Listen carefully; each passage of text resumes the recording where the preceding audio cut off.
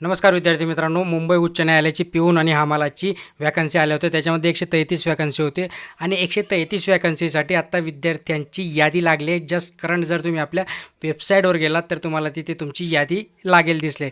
But he यादीमध्ये काय, कोण पात्र आहे, किती पात्र विद्यार्थी, किती फॉर्म आले होते, रिजेक्ट का करण्यात आलं, याची पुढची प्रोसेस काय असणार आहे, ते सगळं आपण या व्हिडिओच्या माध्यमातून जाणून घेणार आहे. त्यामुळे चॅनलवर नवीन असाल तर लाईक करत जा, शेअर करत जा, सबस्क्राईब करत जा. बघा, टोटल जे फॉर्म आले होते ते 7,632 एवढे उमेदवारांचं फॉर्म आलं होतं, शॉर्टलिस्ट झाले होते. त्याच्यानंतर काय झालं की ह्या विद्यार्थ्यांमध्ये बहुतेक विद्यार्थ्यांनी जी काही ड्यू डेट होती त्या ड्यू डेटनंतर फॉर्म भरले किंवा फॉर्म पाठवले.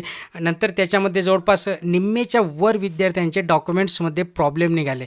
ज्या विद्यार्थ्यांचे डॉक्युमेंट्समध्ये प्रॉब्लेम निघाले त्या विद्यार्थ्यांना पण इथे रिजेक्ट करण्यात आलं. त्याच्यानंतर बहुतेक विद्यार्थ्यांनी जे काही नोटीस त्यांनी जारी केली होती त्या नोटीसनुसार यांनी फॉर्म सबमिट केले नाही आणि म्हणून अशा विद्यार्थ्यांना तिथे रिजेक्ट करण्यात आलं.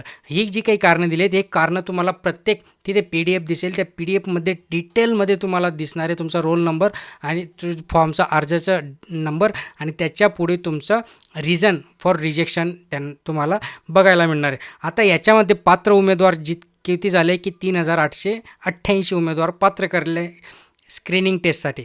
आता स्क्रीनिंग टेस्टसाठी आपल्याला तिथे परीक्षा शुल्क भरायचं आहे. ₹125 परीक्षा शुल्क आपल्याला तिथे भरायचं आहे आणि त्याच्यानंतर आपल्याला हॉल तिकीट वगैरे ज्या काही गोष्टी आहेत त्या सगळ्या गोष्टी आपल्याला नंतर येणार आहेत. त्यामुळे आनंदाची बातमी, लवकरात लवकर तुम्ही मुंबई हायकोर्टच्या वेबसाईटला भेट द्या.